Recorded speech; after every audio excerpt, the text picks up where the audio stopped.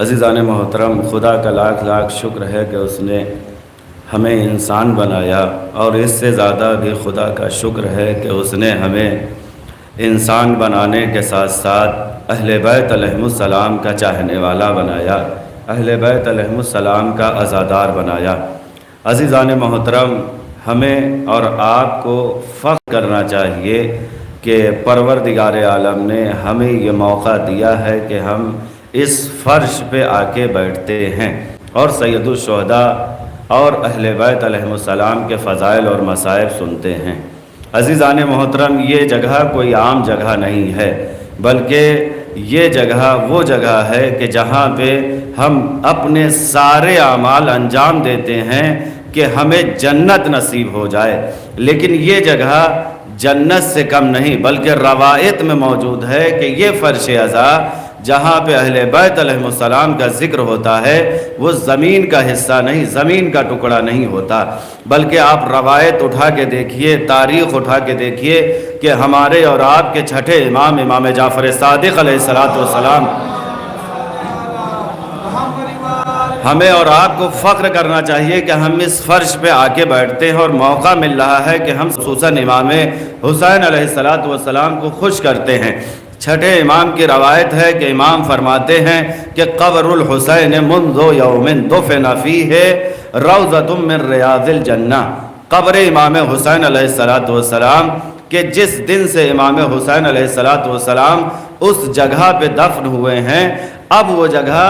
زمین کا حصہ نہیں، اب وہ جگہ زمین کا ٹکڑا نہیں، بلکہ کیا چھٹے امام فرماتے ہیں کہ روضۃ من ریاض الجنہ، وہ جگہ جہاں پہ امام حسین علیہ السلام قتل ہوئے، جہاں پہ امام حسین علیہ السلام شہید ہوئے اور ان کی قبر ہے، اب وہ زمین کا حصہ نہیں بلکہ جنت کا حصہ ہے، جنت کا ٹکڑا ہے۔ روایت کہتی ہے کہ چھٹے امام جعفر صادق علیہ السلام اپنے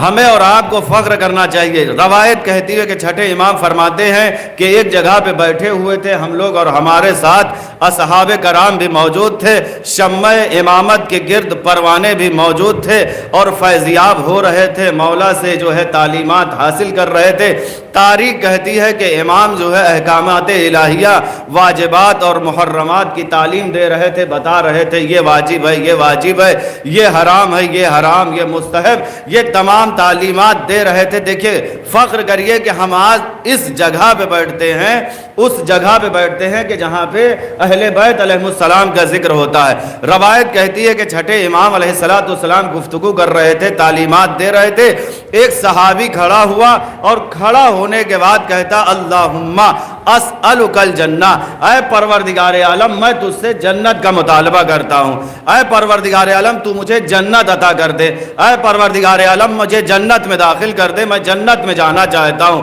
امام مسکرائے اور مسکرانے کے بعد اسے روکا اور ٹوکا، اور ٹوکنے کے بعد کہا کہ اب آئندہ یہ دعا مت کرنا کہ اے پروردگار عالم تو مجھے جنت عطا کر دے۔ کہا پھر امام نے فرمایا کہ جب تو دعا کیا کر تو یہ دعا نہ کیا کر کہ اے پروردگار عالم تو مجھے جنت عطا کر دے، بلکہ یہ دعا کیا کر کہ اے پروردگار عالم جس جنت میں تو نے مجھے رکھا ہے ایسی کوئی خطا اور غلطی نہ کر دوں کہ تو ناراض ہو کے مجھے اس جنت سے نکال دے۔ بلکہ امام فرماتے ہیں انتم فی الجنہ، بلکہ تم لوگ اس وقت جنت میں ہو۔ وہ مسکرایا، آنے والا جو صحابی تھا اس نے فوراً ہاتھوں کو جوڑا اور جوڑنے کے بعد کہتا اے آقا آپ یہ کہہ رہے ہیں کہ ہم لوگ جنت میں ہیں، نحنو فی الدنیا، لیکن ہم لوگ جو ہے دنیا میں ہیں، زمین کے حصے پہ ہیں، اور آپ یہ فرما رہے ہیں کہ ہم لوگ جنت میں ہیں۔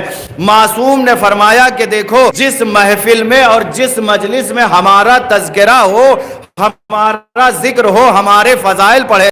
وہ زمین کا حصہ نہیں، زمین کا ٹکڑا نہیں، بلکہ معصوم فرماتے ہیں روضۃ من ریاض الجنہ، جہاں پہ ہمارا ذکر ہو، جس جگہ اور جس محفل میں ہمارے فضائل بیان ہو، وہ زمین کا حصہ نہیں بلکہ جنت کا حصہ ہوا کرتا ہے۔ ایک صلوات پڑھے بر محمد و آل محمد۔